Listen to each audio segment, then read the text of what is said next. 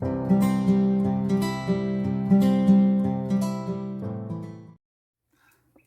my name is Brian Venton and welcome to another Words of Hope pastoral conversation. This chat is about consequences and is part of our continuing series from Psalm 91, this time verses 9 and 10. It says, "Because you have made the Lord your dwelling place, the Most High who is my refuge, no evil shall be allowed to befall you, no plague come near your tent." And this is a real thought-provoking set of ideas. There is a distinct shift in the language of the psalm, and this point becomes very personal for us. There's a because of and a flow-on effect. Because you have taken a certain course of action, then this is the likely outcome for you. However, it is the phrase, "no plague will come near your tent," that probably raises the big questions in our minds. What does it mean? How does this protection thing work for us? I suggest the answer to that question is a little different to what you might imagine. The promise of protection is embedded or firmly attached to or linked to the place where we choose to live, not in a material sense, but in a relationship to God kind of sense. Now, Spurgeon, the 19th century theologian, put it this way: "The psalmist in these verses assures the man who dwells in God that he shall be secure. Though faith claims no merit of its own, yet the Lord rewards it wherever he sees it. He who makes God his refuge shall find him a refuge. He who dwells in God shall find his dwelling in God protected." We must make the Lord our habitation by choosing him for our trust and our rest, and then we shall receive immunity from harm. The dwelling here, intended by the original text, was only a tent, yet the frail covering would prove to be a sufficient shelter from harm of all sorts. It matters little whether our abode be a gypsy's hut or a monarch's palace, if the soul has made the Most High its habitation.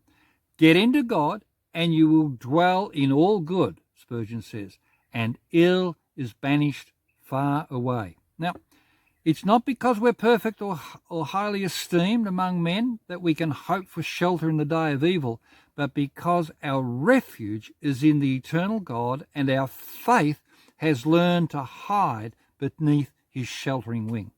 This is pretty powerful stuff. If our habitation and our refuge is in God, then the logic of that statement means that anything that happens to us happens only in accordance with God's permissive will for our lives. And that's heavy. It is something that he is aware of and in control of, and we need not fear, for God will use all consequences for his glory and our good if we allow him to do so. Now, let me completely switch this around so we can understand it a little bit easier. Imagine the text saying this: because you've cut God out of your life, ignored him and pushed him away, evil has overcome you, and all manner of plagues have come to live in your tent. Now, the irony here shouldn't be lost to us. We understand this well, for we see it happening all around us. It's very much a part of our lived experience. But on the other hand, we struggle to comprehend how it could possibly work well for us if we hug into God as our refuge, or as Spurgeon says, get into God and you will dwell in all good. Anne Lotz, who is the daughter of the evangelist Billy Graham, was once quoted as saying this: "For years we've been telling God to get out of our schools, to get out of our government, and to get out of our lives. How can we expect God to give us his blessing," she says, "and his protection if we demand that he leave us alone?"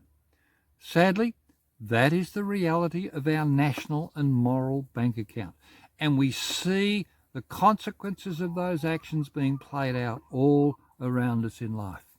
Now, this protection that God offers is not a carte blanche.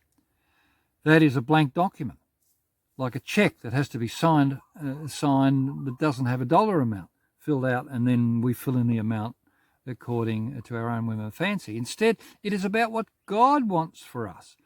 The blessing or rewards that come to us flow from living in his presence. It is saying, "What do you want me to do, Lord? How should I respond here?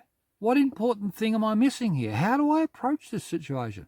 What would be the wise thing to do? Or perhaps significantly, what in my life needs to change so as I have better outcomes?" Now, this is what it means to live in full surrender to God. It is in that sense that no evil will conquer us or have power over us or be as a plague in our tents. It is living so our lives become increasingly aligned to and entwined with his sovereign purposes. Now, on a personal note, when I look back on my life, those times when I've had the biggest failures, caused the most hurt, experienced the deepest depressions, been the most wayward, and got myself into the biggest amount of trouble, have been those times when I have not been into God as I could have been. Now, we should not ever think of this being into God business as some kind of curative medicine or as a pill to swallow or a quick fix or some appendage or convenient add-on to our lives. No, but rather choosing to allow God to come and reside, to take up residency in the tent of our lives as a living and integral part of everything that we do. To allow God to speak into our moments and trusting him for whatever comes our way. Do we push God away and hide our face from him? Or do we hug into him and allow him to speak into our circumstance? I'm reminded of the story of Corrie ten Boom, who became very popular as a survivor of the Holocaust and wrote that book, The Hiding Place.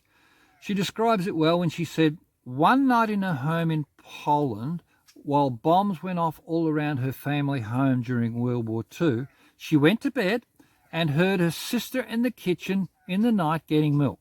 She felt the Lord prompting her to go and comfort her younger sister, and she obeyed. When she returned back into her room, she saw a large shard of glass embedded into her pillow, right where her head would have laid. She said, the safest place to be is in the centre of God's will.